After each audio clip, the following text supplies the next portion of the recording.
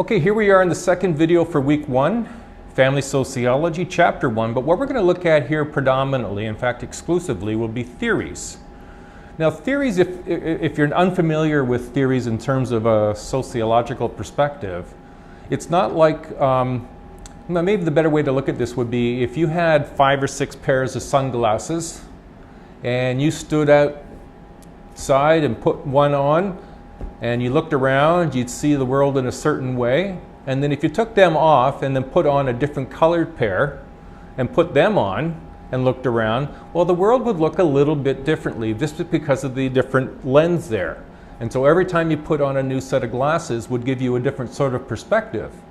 Now you can look at theories kind of that way. Now what makes it a little different, of course, is they're not wearing sunglasses.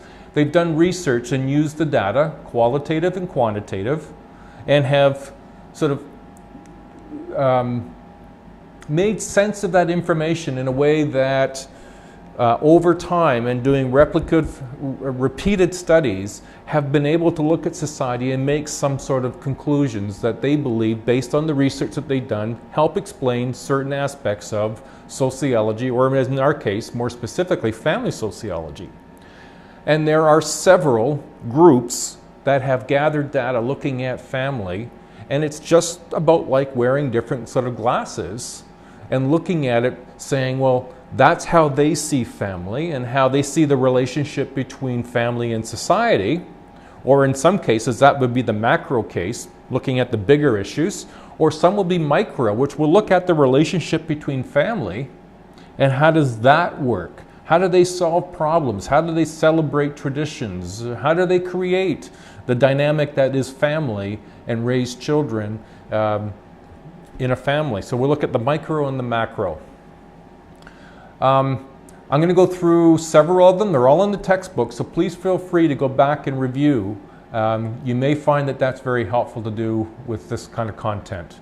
So relax and get ready, because here we go. So thinking about families, there are many theories that explain what makes families work and how they relate to society as a whole. Now, a theory provides a general framework of ideas that can be used to answer questions about the social world. It can be used alone or in combination with others. Understanding theories is important because they help shape government policy, agency regulations, methods in therapy, and other ways society relates to family. Sociologists have used a number of approaches, either singly or in combination, to look at some order or meaning to questions about the social world. So when discussing theories, ask the following type questions. For example, how does the theory account for both change and continuity in family patterns? Now, family patterns would be the makeup of family. It could include, when did we shift from being a nuclear biological family, mom and dad and kids living together and parents staying together for life, to having as many variations of family patterns as we have now? So one of the things would be is, how does the theory take into account these changes in the continuity in family patterns? Secondly, does the theory show how society and family influence each other?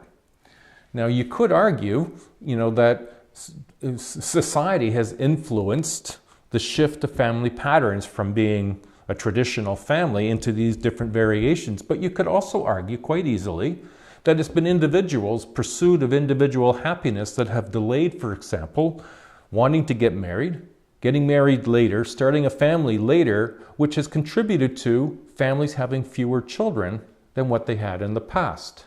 So it could be that individual families have influenced the population lack of growth or the need for more immigration. So and the third point would be, what does the theory say about relationships within the family? Now what we'll see in some of these theories is that not all of them think in terms of the small scale, what goes on in the family. Some will think strictly of the bigger scale, and others will look strictly at the small scale but ignore the bigger. And then fourthly, how has the theory affected the policies and practices of government, social agencies, and others who deal with families? And so we need to look at and consider, how does this data, how does this information, how does this theory translate into policy. Structural functionalist point of view is the first view we're going to look at, and this is often considered a particularly traditional view of family. At its sort of core, if you look at what you see in the graphic there, is structure. So there's, society is made up of different structures. Family is one of those structures. And it's the relationship between all of these structures. Now, I've only shown you 4 in the graphic there, but there are many more. Religion, media, sports teams, work, can all be considered different institutions.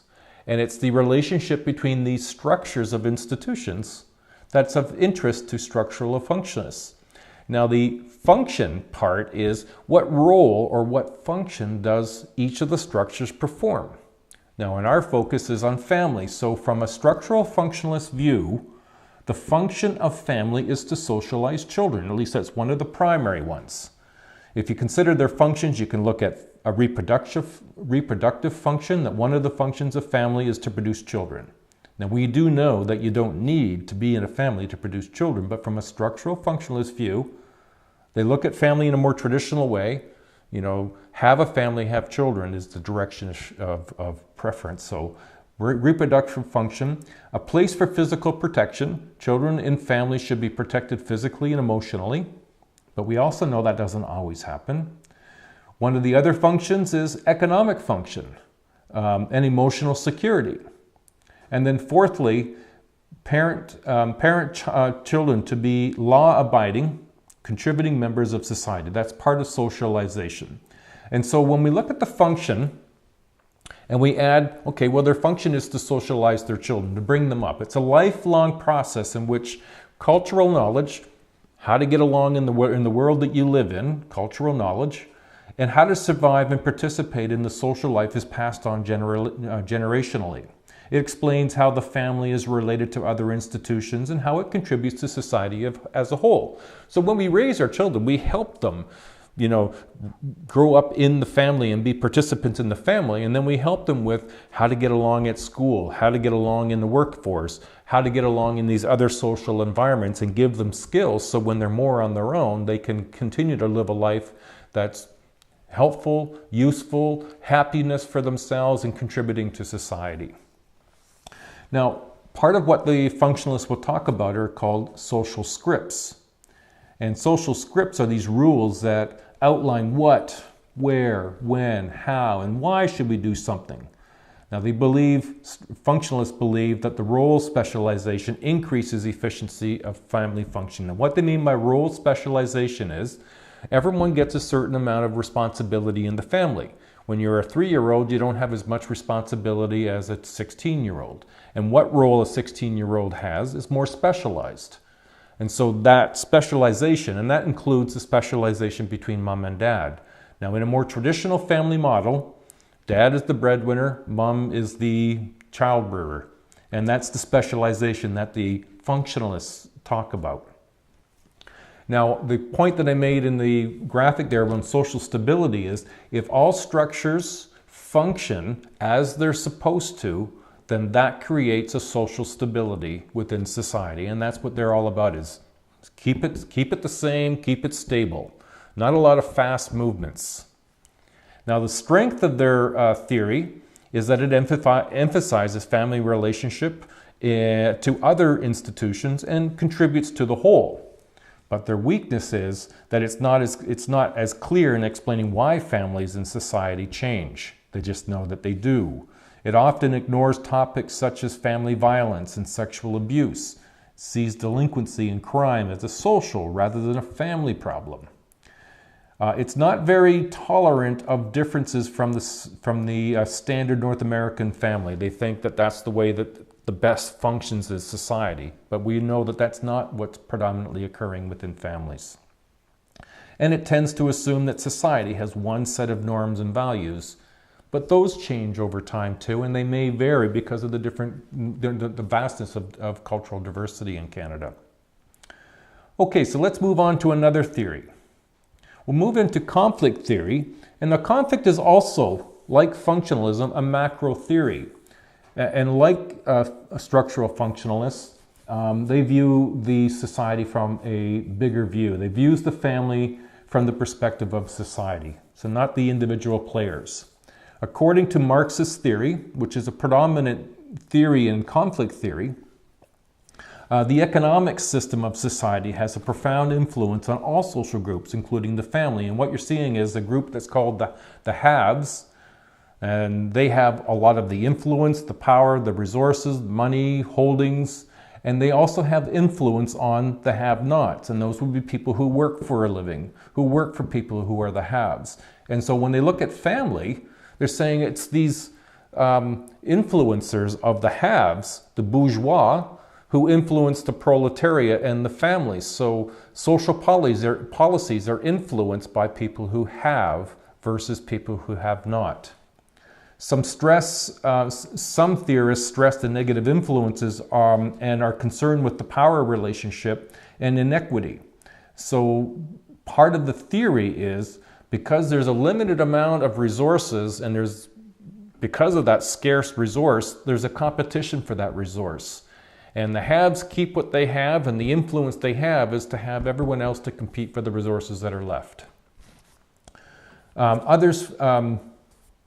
Conflict theorists are not strong in demonstrating how families contribute to society as a whole, but neither are they good at explaining why society's norms and values for family tend to change slowly.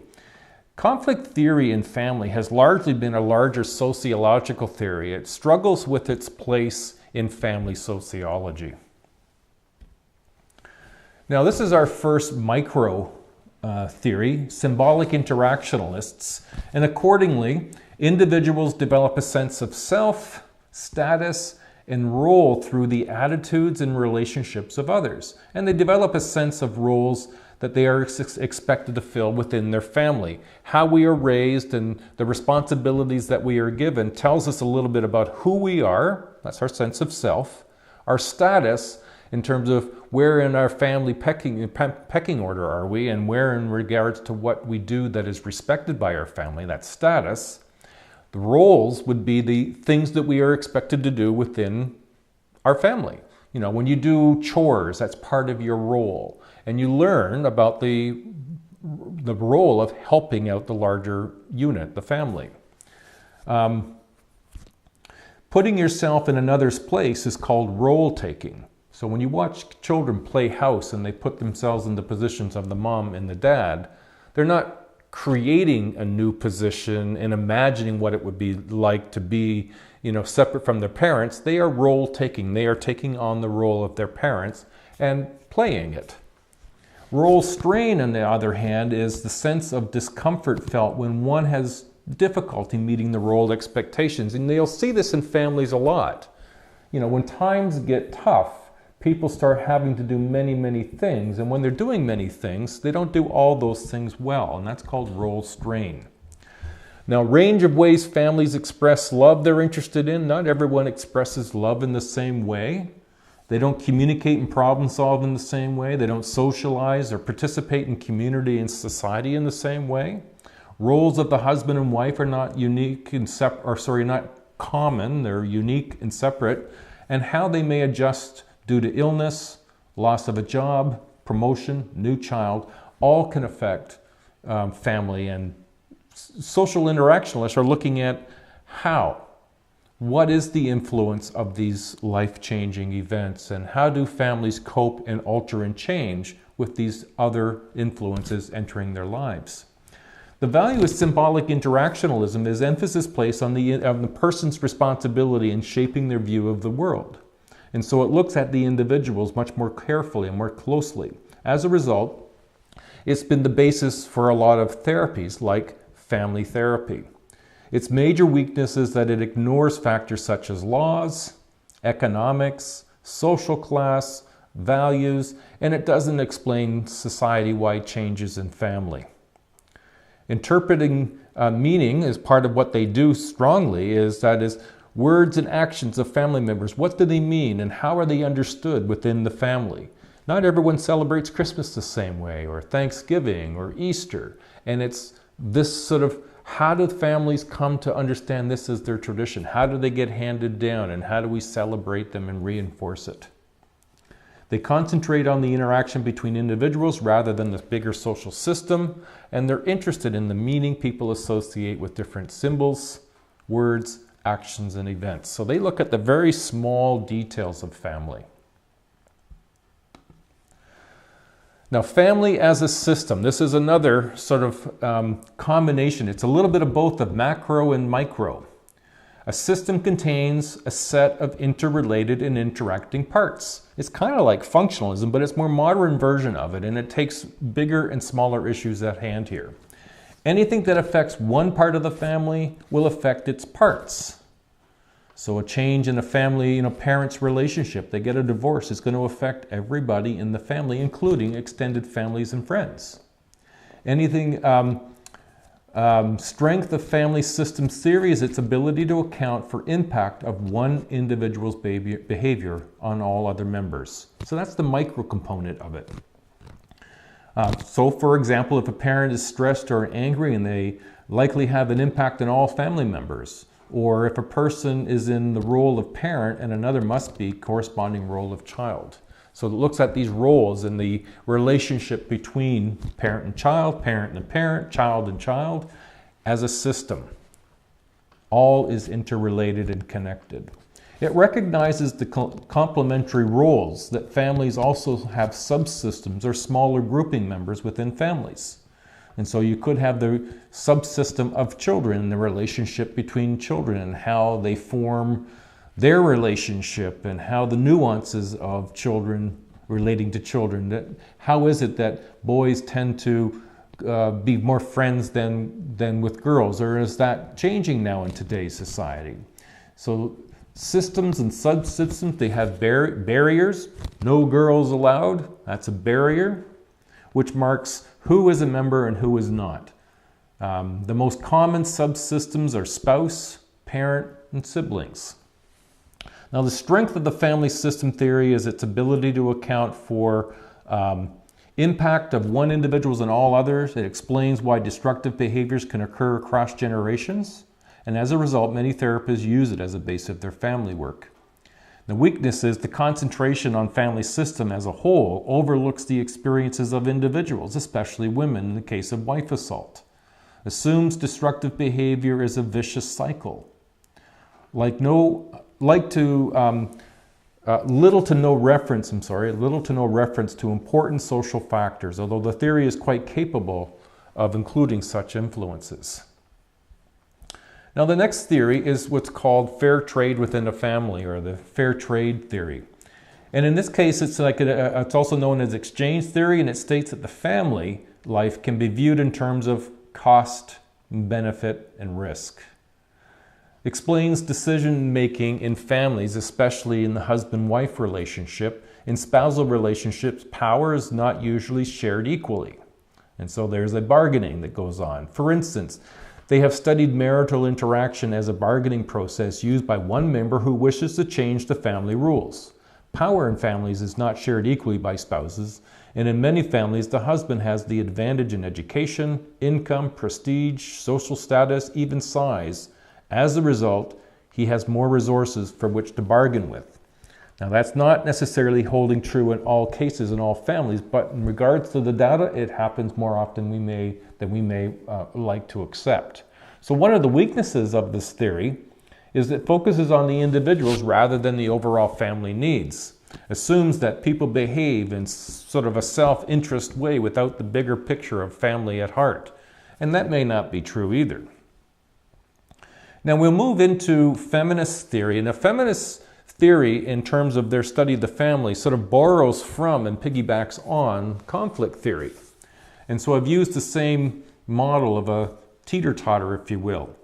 Feminist approach has a great impact and is a driving force for much current research on the family. It has a macro view, a big picture view, that gender is a necessary category to understand and explain the inequities in homes, paid labor, politics, law, and culture. And at the root of this is what's called patriarchal view, or the patriarchal system, in which the family, which they see family, They view the family as what they see as the problem is patriarchy. Patriarchy is basically male-dominated or male-led. Now, matriarchy would be female-led. What they would be more geared towards is egalitarianism, or E for equal, not P for papa or M for mama. They would see more egalitarian as or more of a balance to that scale there.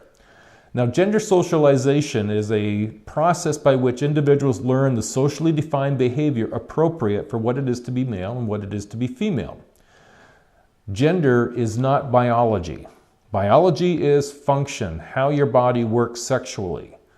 Gender is the socially prescribed behaviors that you're supposed to behave as in a particular culture.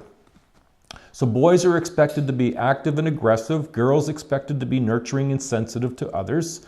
Now again, we see some of this changing and more permission being granted, if you will, for each to be a little more of who they are. Still, widespread acceptance of the idea that women can be fulfilled by a wife or as women can be fulfilled only as a wife or a mother. Now this is what's called the myth of motherhood. And the belief, and some people still believe this, that the most value that a woman can have and can be feeling for herself is to be a wife and a mother. Now this is one of the myths that the feminists point out is, of course women can feel much more than just that as their what they need to get out of life. And so when feminists view this family dynamic, they look at, well, where else do we get socialized into seeing that things aren't the same? For example, in homes, men tend to have more power and control than women and receive more of the benefits. Housework that women do is often called the second shift. If they're working and they come home and do housework, that's what they call the second shift. In paid labor, men are paid more for equal work. Women have been discouraged from working in more traditional roles like working in non-traditional roles like military, construction, science, and technology. Now we see some of that shifting too. In politics, not properly represented in politics given their numbers, and we see, at least federally with this last election, the Liberals trying to push more of that diverse look of cabinet. In law, we see that the feminists have made an initial headway when women won the right to be seen as a person. That was in 1929. Imagine that. You may still have family members, great-grandparents or grandparents even, who are alive, who remember that vote being done in 1929 that gave the women a right to be seen as a human being. It's amazing. Culture, part of Canadian culture. We saw a huge shift in Canadian culture for women during the hockey for the Olympic and the World Cup when women did so well. So women are starting to break some of the molds that have otherwise been barriers. Feminists also support equity in the workplace, equal pay, and promotional opportunities, but they're criticized for too much emphasis on the role that gender plays in social interaction. Okay, two more theories. We're going to look at this one here. This is the Ecological Theory. It looks at the relationship between family and society, and it sees families as part of an interlocking system that influences each other at 5 levels. There's the micro level. It consists of small groups in which people interact face to face. These are the people you meet with at school, at work, and in family. Directly affects the quality of life through relationships with individuals. Therefore, its nature and quality are important. Each family member has a different microsystem. For example, that of a young child includes whoever cares for them during the day, such as a babysitter or a daycare center, as well as their own immediate family. Then there's the mesosystem, which is made up of the relationships between 2 or more of these individuals, that they're a member of. For a child, the mesosystem might consist of the relationship between parents and the daycare. For a parent, their mesosystem might include the relationship between family and the workplace. The exosystem is a setting in which individuals do not take an active part, but which has an effect on them through the mesosystem or microsystem. For parents, This might include the school board or extended work hours. And for children, this can include family benefits from the parents' work, or such as extended health care. These aren't things you have a direct impact on. They are things that become a part of your work, but you can't influence them directly. The macro system is what consists of a society's ideological or culture. This is where shared beliefs are the basis of policy decisions. Policies based on an assumption concerning the pattern and relationship between the sexes, which, while such policies tend to be adjusted according to economic or political situations, this change tends to occur very slowly. And then the chronos system, this is a rather unique sort of level. Here we're talking about the dimensions of time as it relates to social environment. So this could mean the time between 100 years ago to today to 100 years in the future. That's chronological, that's time, and how things will change just based on time alone. The internal version of that time could just be over your lifetime. You're going to go through changes by virtue of you getting older. You're going to have a family, you're going to be a parent, you're going to be a grandparent, you're going to be retired. These are stages of life, these are time-related dimensions that will affect your social environment. And then lastly, but not leastly, is developmentalists. They look at the entire life cycle of a family from its formation to its end. They break down a family into specific stages based on the child and the adult development. They state that a family will change in predictable ways. Of course, if you have children, predictably, hopefully, they leave your family. And that's a stage that's predictable. They state that a family will change in predictable ways. I just stated that each stage and task is related to a social time clock. Now, a social time clock is the social expectation. It's culture to culture shift. I mean, not every culture believes that a woman should have a child at the same time. In fact, it used to be that the pressure from family members that a woman should have a baby soon because, well, you're married and you're getting on to that, that age, that's a social time clock. And it changes from culture to culture. When a certain life events are supposed to occur, you're dating, you're working, marriage, babies, these are all part of the social time clock. Developmental theorists have been described as providing an idealized model that real families don't really fit. Now, we have families who start in their 40s, late 40s, and having children in their 40s. That's not the same as the family that starts children in their 20s. Rely on the concept of nuclear family, that families will stay together and do so for long periods of time. And the current research is now responding to changing family forms. That is to say, they're starting to look at family forms of single parents, blended families, adopted families. They're starting to become a part of their theory. So not any one of these theories are absolutely right, but all of them have an impact on how we view families and their role in society. I hope you have found this informative, and I hope it's popped some questions into your mind about, well, what do you think? How do these theories impact how you think about family and its relationship to society? Thank you, and good luck in this semester, and we'll look forward to seeing you in week 2. Bye now.